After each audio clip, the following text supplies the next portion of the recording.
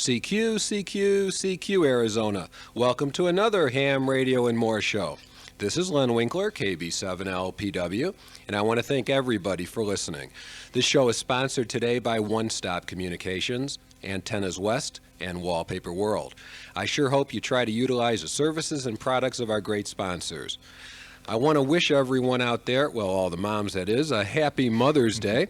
A special happy Mother's Day to Ann, my mother, and Karen, my wife, and Jim Packard, KG6BG, my guest today and an owner of One Stop Communications, is here and wants to wish a happy Mother's Day. Go ahead, Jim. I'd like to say hello to Leslie, KB7KKF, and to Brad, my son there, and Stephanie, who I know is probably sitting by the radio anxiously waiting for Daddy to come home. Okay, Jim. I really appreciate greatly the cards and letters and phone calls that I've been receiving, and but I need more.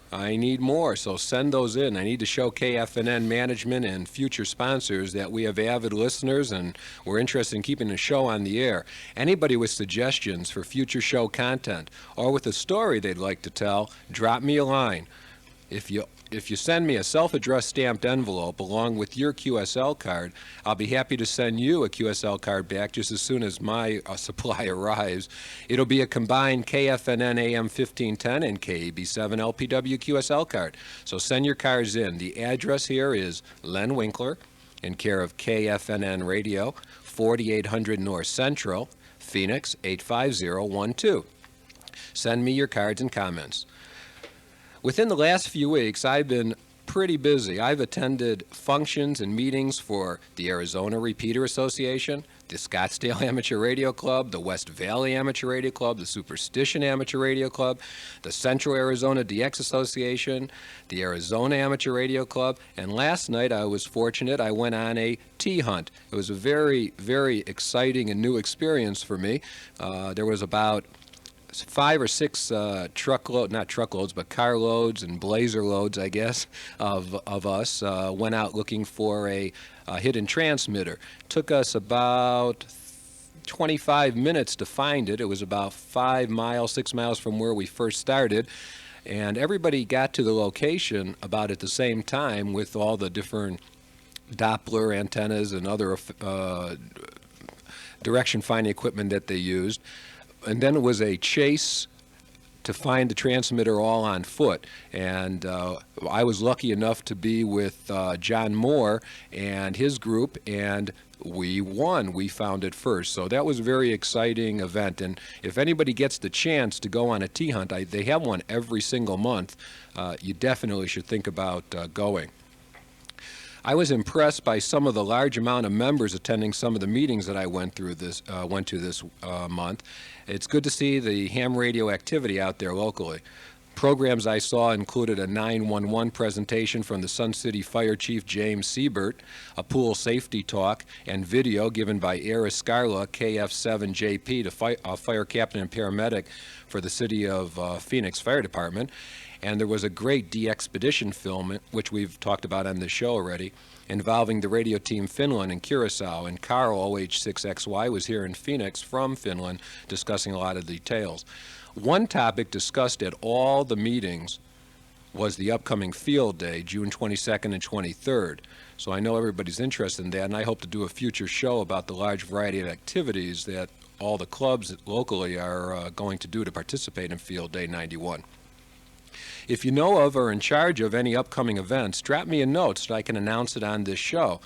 Let's get all the local activities centralized so more people can participate.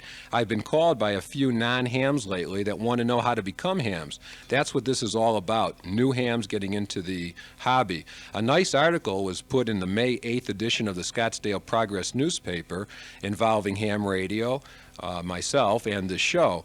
So pick up a copy if you get a chance. It's kind of interesting.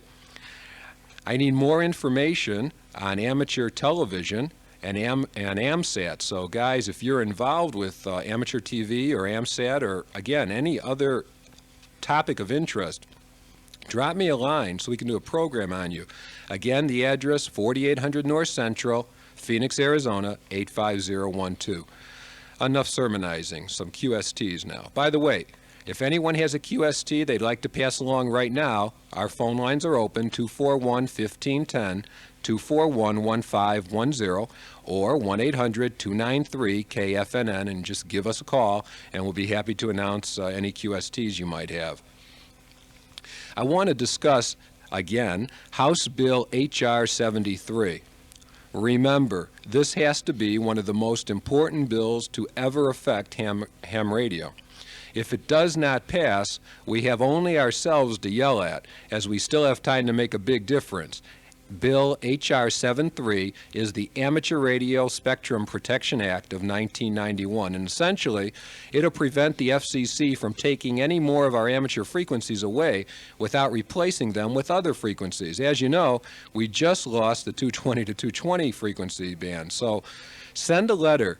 And here's who to send it to. Congressman John Rhodes at 326 Cannon House Office Building, Washington, D.C., 20515. And in that, urge him to be a co-sponsor of House Bill H.R. 73. Also, write to John McCain, Dennis DeConcini, and yes, any other representative you might have. And do it today. It's very important. I can't stress it enough. And if you don't do it, I'm just going to keep repeating it every week, again and again and again. So, you know, if you don't want to hear me keep repeating it, send in the cards, and let's get that bill passed. Howard Halperin, N70TP, has a new Radio Shack Color Computer 3 with a manual and cables to sell. He wants $100. You can call Howard at 272-4973. That's 272-4973. Jeff Gilbert, he has a dumb terminal, a digital VT220 with an automatic checkup and more, he says, for sale, and all he wants is $40. Call 225-0484, 225-0484, and it would be a really good, cheap way to get into Packard. Leave a message and he'll call you back. John Johnston, W3BE, was named Ham of the Year at the Dayton Hamvention a couple weeks ago. And the FCC has begun to issue a new license form. New hams and upgraded hams will receive a form with 2 licenses on it. The top one is the one we are all familiar with, but on the bottom there is a new larger license suitable for framing. I guess everything improves over time. And next Sunday, May 19th, the Bud Light Triathlon will be held. They need some more help, and please call Dennis, KA7VAB, at 979-6715. That's 979-6715 if you'd like to participate.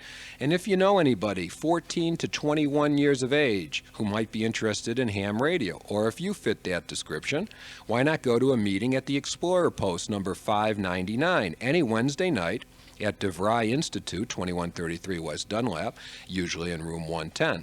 Classes for amateur radio licenses run from 6 to 7:30 p.m., and a full meeting is held on the second and fourth Wednesday of each month, starting at 7:30 p.m.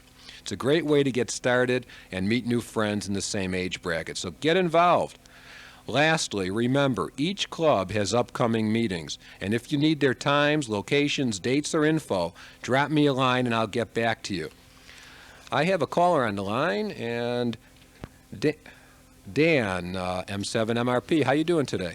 Pretty good. How you doing, Len? Pretty good, Dan. What do you have as a QST to speak about? Yeah, I have 3 QSTs, if you don't mind. Go right ahead. The first one, this is Dan Meredith, M7MRP from the Arizona Amateur Radio Club.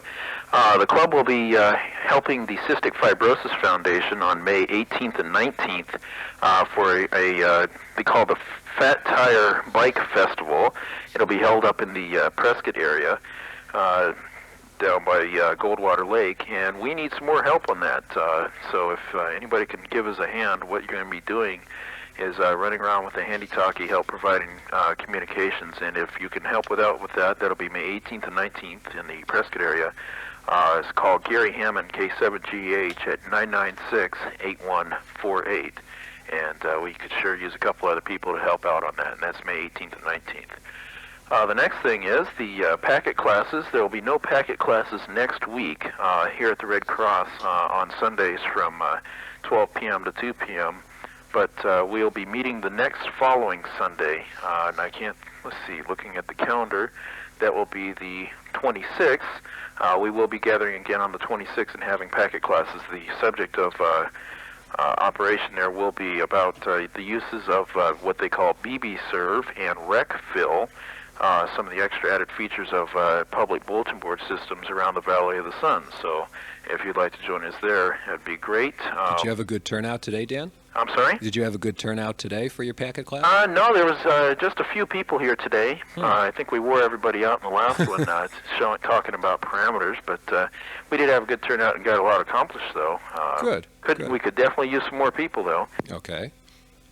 Oops. Dan? Well, that wasn't me. Somehow he got disconnected, guys. Dan, call back. In the meantime, we have a simple code contest today.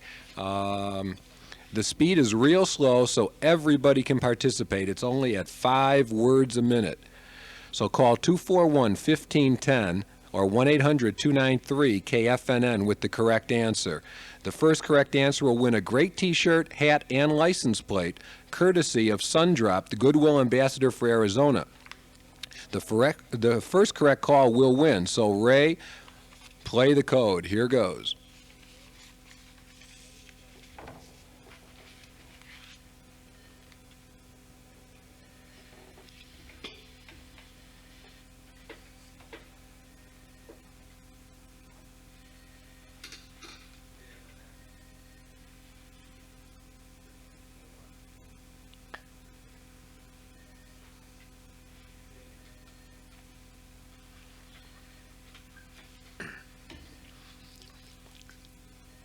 You can talk.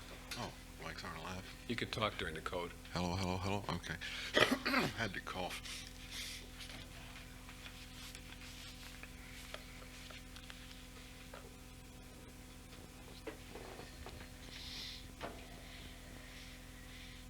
I didn't disconnect them. Phone might have fell on the floor. If he's got one of these, multi-mode phones as a lot of people have. Okay, well, when the code finishes, I'll take his call Oh, definitely. and then do this commercial I need to do for Ken Nichols. So far, so good. Oh, yeah, well, we haven't started yet. How did he get disconnected? He just disconnected. It wasn't us. Thank you for checking, though.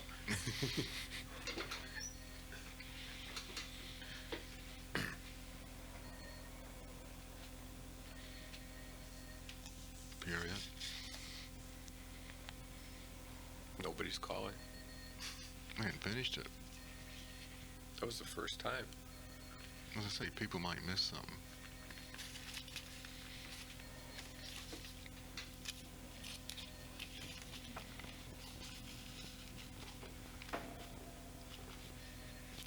Call.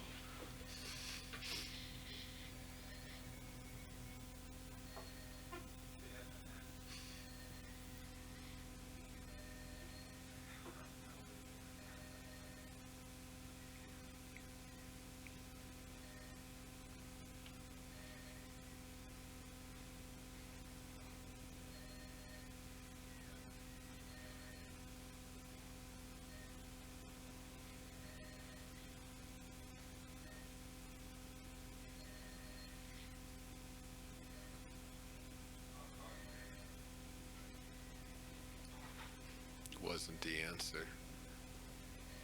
It was somebody else.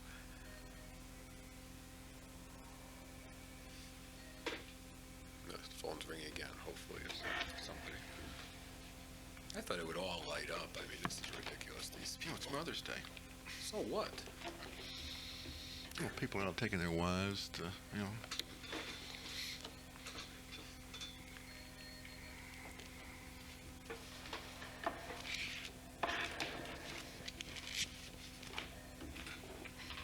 Is it a winner on two? Is it a winner on two? Oh. Okay.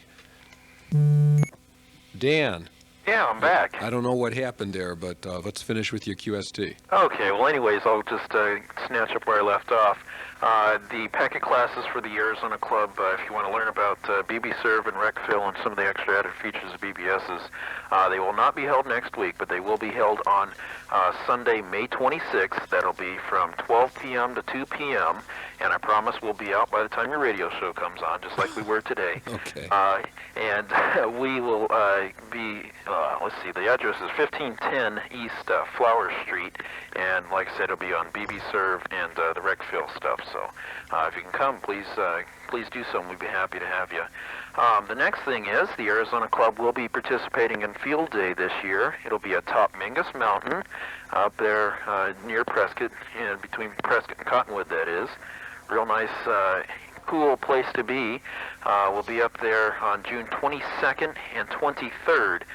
The festivities kick off at 11 a.m. that morning with all the contacts.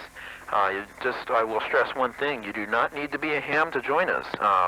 If you would like to join us, please call Gary Hammond, K7GH, the activities manager, at 996-8148, and he'll schedule you in there. And that is June 22nd and 23rd, and that is what they call Field Day, which is a time when the amateurs get together and practice emergency communications. So it's a real fun time. And that's all I have. Well, I thank you, Dan, and I'm sure everybody is going to be interested in at least one of the 3 QSTs you had. All right, super. Thanks a lot. Thanks, Dan. Bye-bye. We're still awaiting an answer. There has not been a correct answer for anybody that does know what the code was, but we'll continue. The phone number 228-2336 is the phone number, of course, to save money with Ken Nichols of Linda Brock. BMW, Volkswagen, Oldsmobile, and now Dodge. The Dodge Caravan, the most popular minivan around, the Dodge Dynasty, and Dodge trucks, so you can schlep all your ham gear for Field Day. You got to get your Dodge truck now in time for Field Day. Ken Nichols, a member of the ARRL since 1969 in the Mingus Mountain Repeater Association, absolutely has the best deal going for a brand new automobile.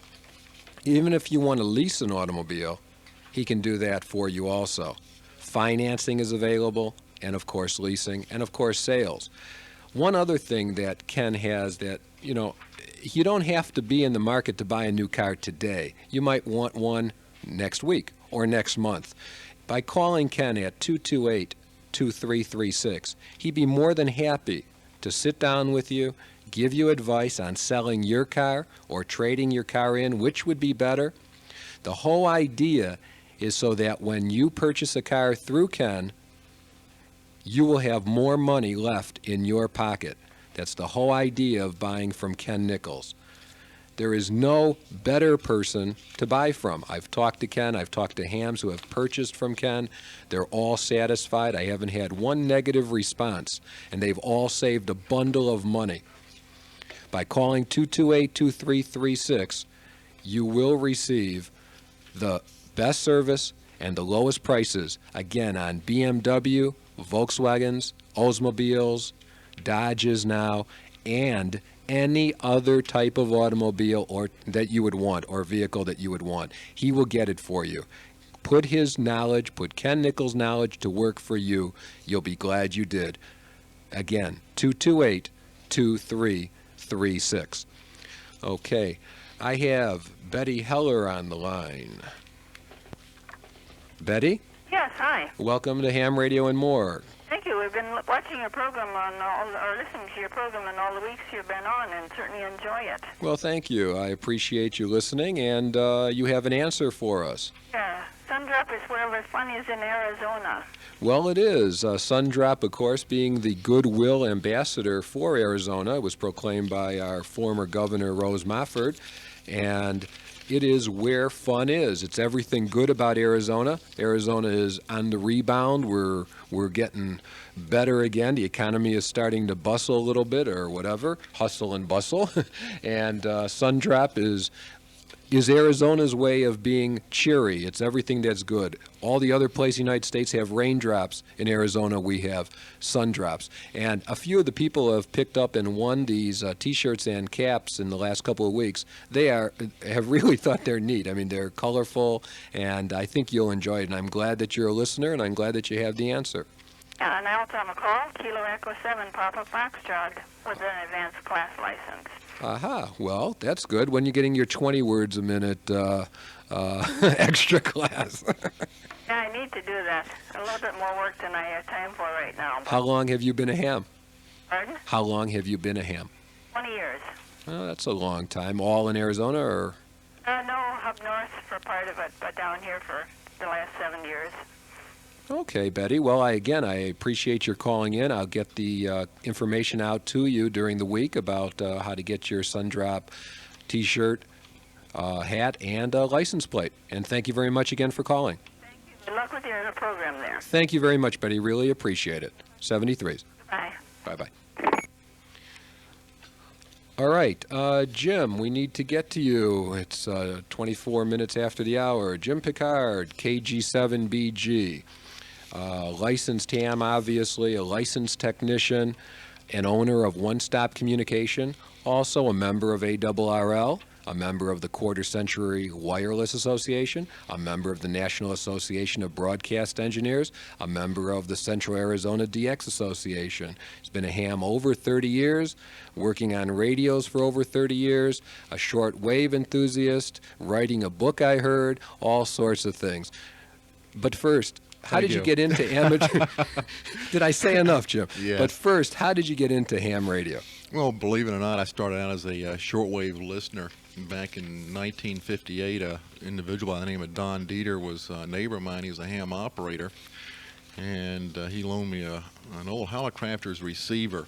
And basically what I used for an antenna was a long wire strung between two trees, and the bug bit me. Couldn't get enough of it. 2 years later, I got my amateur license and been going ever since.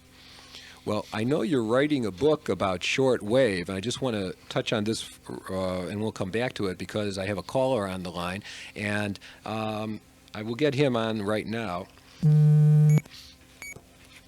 Sam? Yeah, please. Sam, are you still there? Yeah, I'm still here. Hi, welcome to Ham Radio and More. Oh, thank you. You have a question about shortwave antennas? We have just the guy to answer your call, Jim Packard. Okay. I'm trying to listen to stations in India and Pakistan, in that area. And I have tried an inverted V. I have a loop almost 300 feet in my backyard. And I'm not having a whole lot of success. I'm reading up on a couple of other loop antennas. One is made by AEA called IsoLoop, and the other one is made by Data Communication.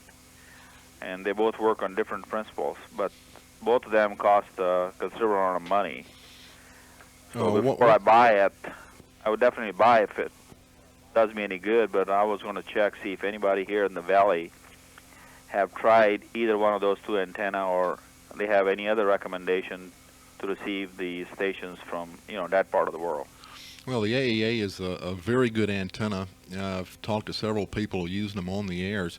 My question to you is, what is the frequency that you're wanting to listen to? Oh, they cover the whole gamut, starting from, some of them are almost tropical, which is 4845, which, I don't... Are you wanting the standard broadcast, basically like Radio Free Europe, Voice of America, or is that, Radio India? Yeah, but Voice of America or BBC, I don't have any problem, receiving it. But the Radio India, Radio Pakistan... Okay, Radio India and Radio Pakistan are only using about 50,000 to 100,000 watts compared to Radio Moscow. Voice of America, which uses over 2.5 million watts. So yeah, that's true. So my suggestion is there's a formula you can use which would probably help you out. It's for a half-wave antenna, and that's to divide the frequency into 480. In example only, let's say you were wanting to be in the 28.8 megahertz range. Yeah. Divide that into it, and it'd give you an antenna length of roughly 16 feet 8 inches. The antenna, the one I use most for shortwave listening, to which I have found out is more than adequate, and one I used when I was a kid, was a 100-foot random wire. I soldered the center conductor of some RG58 to the wire, used insulators on either end, and I had no problems whatsoever. I would suggest something like that and see what happens. Okay, I've tried a dipole and a straight wire both. And, you know, I barely receive the station, but it's very, very noisy. What type of receiver do you have? I have a Kenwood 670. It's a pretty good receiver. Another thing you might want to investigate is the time of night that you're listening. The band conditions usually dictate when certain stations will come in. For example, you'll probably hear more Radio Moscow's between 7 and 11 o'clock Arizona time than you would like 2 to 4 in the afternoon. The band conditions into Arizona are favorable, so you're going to hear a lot of Radio Moscow. Yeah, that's one of the problems, because most of these are anywhere from 7 o'clock in the morning to about 1 or 2 in the afternoon, and after 10 o'clock the sun activities is such that it just kills everything. Right, but as I say, I've heard Radio India on, and I've heard Radio Pakistan, and they were weak to me. And my equipment basically is a TS940S transceiver with an R5000 slave receiver, and I'm only getting them at about an S2 or an S3. And where the British Broadcasting Company, I'm getting them 20 dB over S9 without any problems whatsoever. I think one of the problems is that it's going to be rough copy, because they're only running about 50,000. I know Radio India only runs 50,000 watts. Well, they have some broadcast, which is anywhere from 100 to 250,000, but still it does not compare to Moscow or... Yeah, and I think you might try, this is just off the top of my head, I have no notes in front of me, but you might try 11.050. 11.050, I think Radio Pakistan is in there somewhere. 11.050? 11.050. Okay. Radio India is 11620. Yes, that's their English version. Yeah, their English well, service. They have local broadcasts also. Yeah, the frequencies, they go from 9910 all the way up to 21530. So they cover the whole frequency range at different times of the day. Right, but I believe the best time to listen would probably be between 8 and 12 midnight local time, because I'm just going on what I've heard at my Radio Shack. That's when I pick up the Pacific and the Far East is about, during that time frame. So you might try listening then. I think part of the problem is those stations don't have a lot of power compared to some of the others, so it's a little difficult to pick up How do here. you feel about the 2 loops I mentioned? Do you have any experience, or anybody On the antennas. club have? On the AEA antenna, I've talked to several gentlemen who are using the new AEA antenna. In the valley?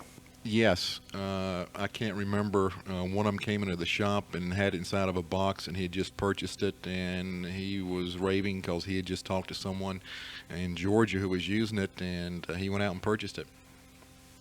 So I can't imagine someone being happy over something that doesn't work. Yeah, I thought that if I could find somebody here in the valley who have tried either the AES loop or the COM loop from data communication. Okay, on the AES loop, the one thing to remember is that when you're tuning, it's a very sharp tuning point. In other words, you can run right by where the antenna performs the most efficiently. So you want to tune very slowly. It comes with a control box to tune the antenna from inside the shack there. So you want to tune very slowly. Well, Sam, we'll ask if anybody out there has experience using the antenna. They can call in and you can listen, and hopefully we'll get some more information on it. That sounds pretty good. Okay? Thanks for your help. Thank you for listening. Thanks for calling, Sam. Thank you, sir. Bye-bye. Okay, Jim, let's talk a little about one-stop communications. Obviously, you should know something about them since you're an owner of that corporation. And so tell us about One Stop Communications. Well, thank you. Basically, we're a two-way radio shop. We deal authorized sales and service for Unidan, Standard, Dynascan, Cobra. Do installs, sales, service, and warranty work. We're the complete one-stop communications. You do service on location, correct? I mean, you have it there. I mean, it's not like they'd have to send it somewhere if they buy it from you. If they buy it from us, we have in-shop warranty work. We have an IFR 1000S spectrum analyzer, which is our mainframe for service repairs, and we have all the authorized service manuals from the manufacturers. So, and plus, we have technical support from the manufacturers as well, since we are an authorized service station. What about turnaround? Hopefully, we have 1 day turnaround if we got the parts in stock. Bring it in the morning, pick it up that afternoon. Okay. You have any specials going on that we can give to our ham radio and more listeners? Well, as a matter of fact, we do. If you come in Monday and mention that you heard the show here, I will sell you some speakers for $10 each. Normally they're $19.95. Retails $29.95, but we'll run a Monday special for $10. We also have a TR2600A with speaker mic, external battery, extra battery I should say, carrying case, plug-in charger for only $200. Okay, and you'll give a warranty on that? Oh yes, no problems, 30-day warranty. Okay, and that's One Stop Communications at 1201 North 54th Avenue, Suite 117. All right, telephone number 269-2799 or 269-2790. And they're open Monday through Friday from 7 in the morning Till to 7 at night. That sounds pretty good. Okay, Jim, let's talk a little about shortwave and the book you're writing and some of the interesting frequencies that you were discussing with me earlier. Well, basically the reason why I'm writing a book is that I've seen so many on the market and they're kind of lacking as far as meat and potatoes go. And I want to write a book that's for not only the advanced shortwave listener, but someone who is just beginning in shortwave listening can get into it as well. And some of the things, just like the gentleman who just called, compared to what it was in 1958 when I first got into it to what it is in 1990, there's so much more today. For example, Sky King reports, which are done by the U.S. Air Force, and also your spy stations, which are really intriguing in the actual 007 James Bond type material. Just a brief rundown, Sky King is what the way the Air Force transmits to the airborne bombers and their missile silos. They'll come up on the air stating, as an example of a message, Sky King, Sky King, Sky King. Message follows, do not reply. And what they're doing, they're transmitting either a go code or a cancellation of a previous message. And one of the frequency people can listen to is 6761 megahertz upper sideband, or 11243. If you should hear Sky King, and the message is repeated 3 times, I would definitely tune to 11243. That they are either given a go code or a confirmation of a cancellation, and it's pretty exciting stuff. Spy stations, they're beautiful. They are. You never know what's going to happen. You think you have them down pat, and they do something strange. But basically, a spy station will come up. They're on prearranged frequencies, prearranged time. It's a one-way transmission. It can be in either Spanish or English or CW. They'll come up, transmit their traffic, and sign off the air. Half the fun in listening to them is trying to find them. Sounds interesting. You were telling me about some of the communication warfare that was going on in World War II and even in Desert Storm. Want to relate some of that about London you were telling me about? I thought that was interesting. Well, some of the things I'm putting in a book is Sir Winston Churchill probably coined the phrase electronic warfare. He classified it as the War of the Wizards, or the Battle of the Beams over London. The English, in order to defend themselves, self-defense, had some very unique ideas. An example, in Radio France, located in Paris, the Germans were transmitting the music of the day to the English. And what was happening, there was a woman in London who noticed just before London was bombed that her radio would get much louder. And what the Germans were doing was that a beam being broadcast out of Holland would cross right over London, and the bombers would fly the beam out of Paris, France, and as soon as they intersect with the one coming out of Belgium, they would drop their bombs. So what the British did, they just jammed the one north of Paris and put up their own transmitter, and now the bombs would fall harmlessly in the sea. Another story, and which is a true story, which is interesting, the English found some fluent German-speaking individuals, and when the bombers would cross over the channel, they would get on the same frequencies as the bombers. And they would single out a bomber crew, and they would start picking on them. And they would say, you're flying too high, you're flying too fast, you're flying too slow, you know, you're in my way, move over. And they irritated one crew so much that they shot down the bomber next to them, thinking it was them that was, you know, giving them a hard time. That's a true story. Amazing. Okay, if anybody out there has any questions about shortwave or any questions about our radio, fixing a radio, a particular problem, call us at 241-1510, 241-1510, or 1-800-293-5366, and Jim will tackle the question, and being Mother's Day, we'll try to muddle through it and get you the answer, because he is a technician, a licensed technician, and does work on amateur radios all the time. So, I mean, that's part of his job, so to speak. So, by all means, if you have a question, give us a call. Jim Stevens, another Jim, KK7C, is the proprietor of Antennas West in Provo, Utah.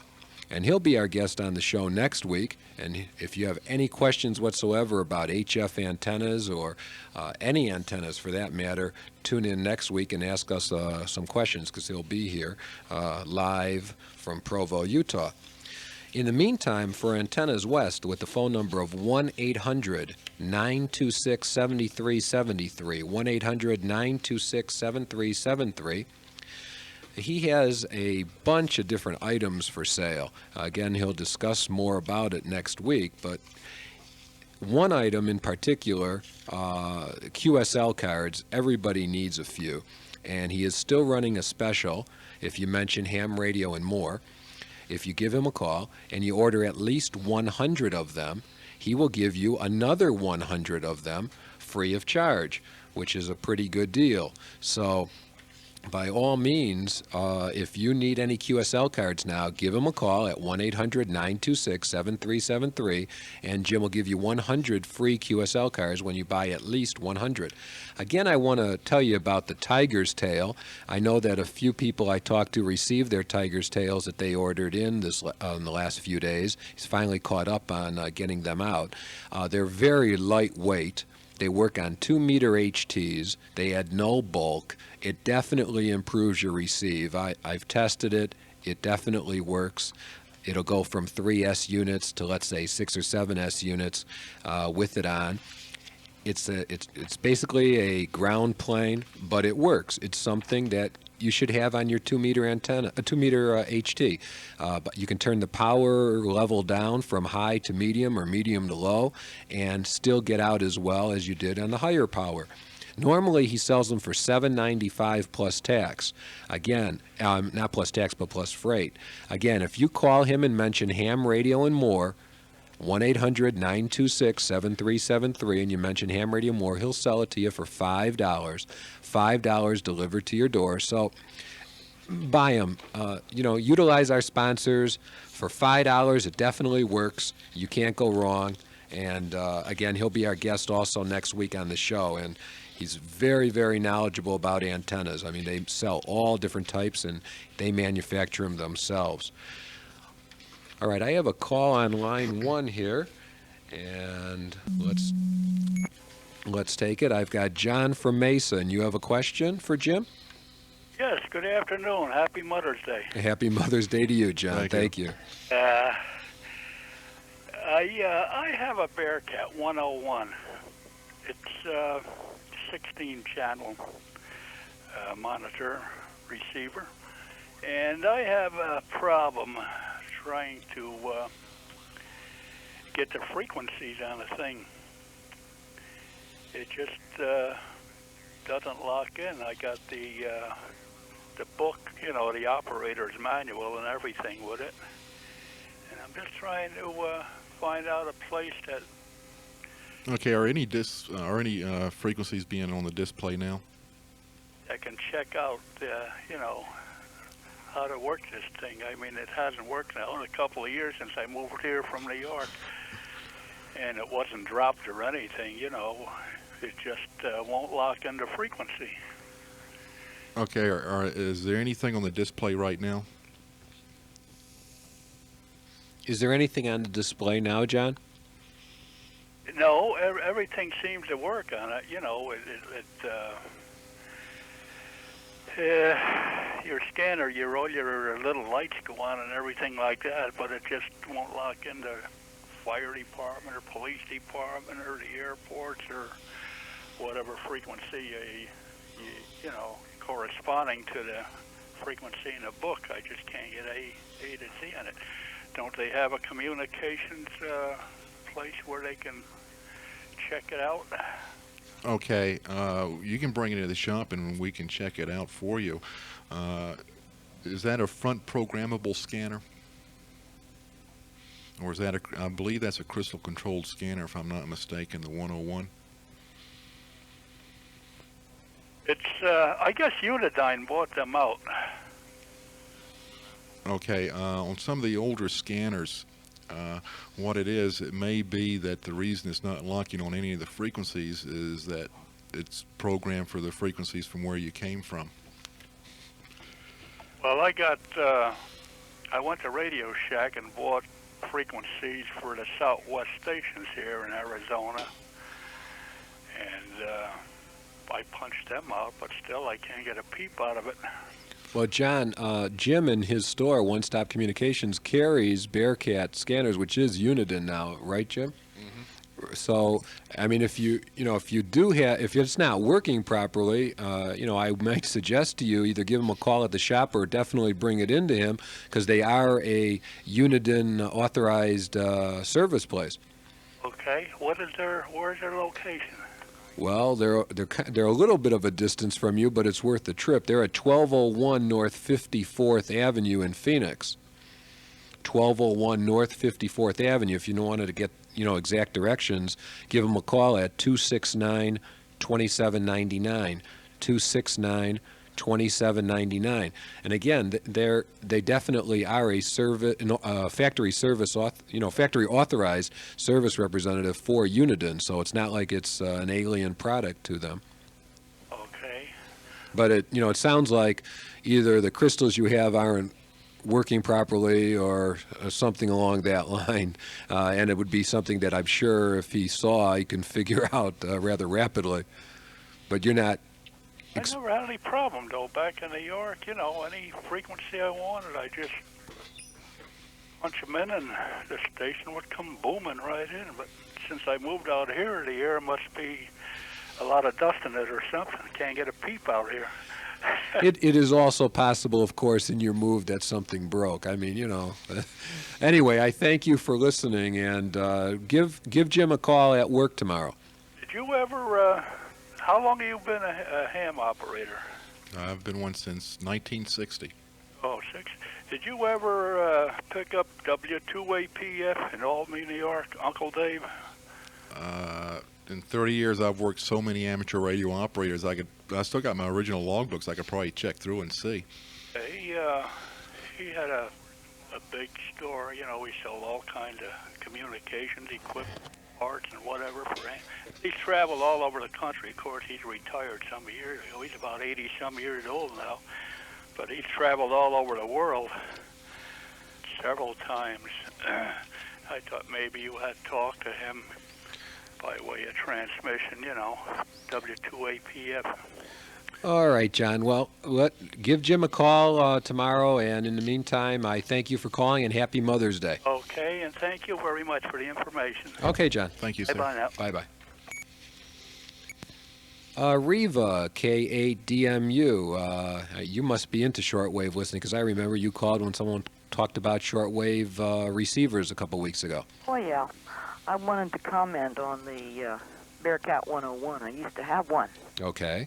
That scanner is programmable, but it uses on-off switches. It uses a binary code system.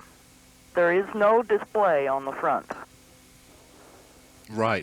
Yeah. It's when I said display, I meant the lights that flicker back and forth. I couldn't think of the word at the time. LEDs. Right. No, they're just little light bulbs.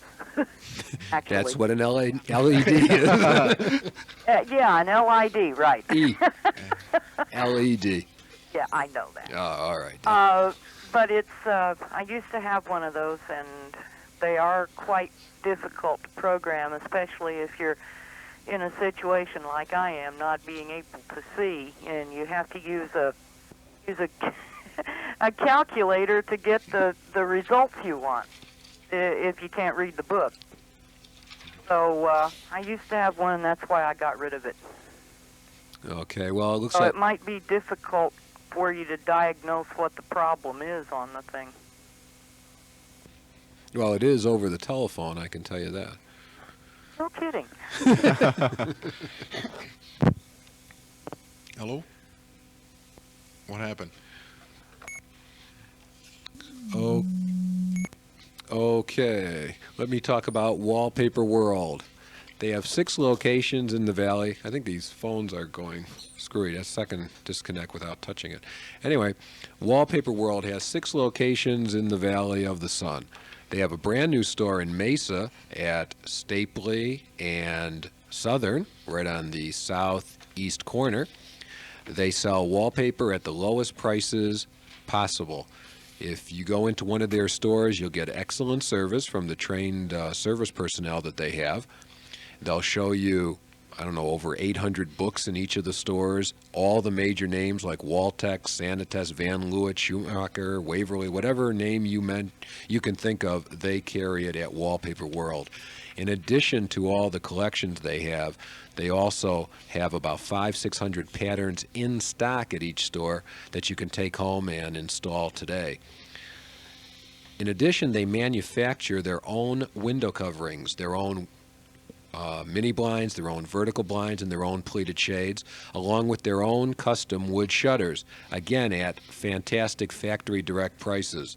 They sell wood blinds and custom duet blinds, which are really hot now. I mean, and now that we're getting into the summer months, you definitely need some energy conserving window treatments, and by all means, go to Wallpaper World. You won't be sorry. If you mention ham radio and more at one of their locations, they will give you a 10% discount on any product that you purchase this week. Just mention that you heard the name, heard of Wallpaper World on ham radio more, and they'll give you an extra 10% off their already discounted prices.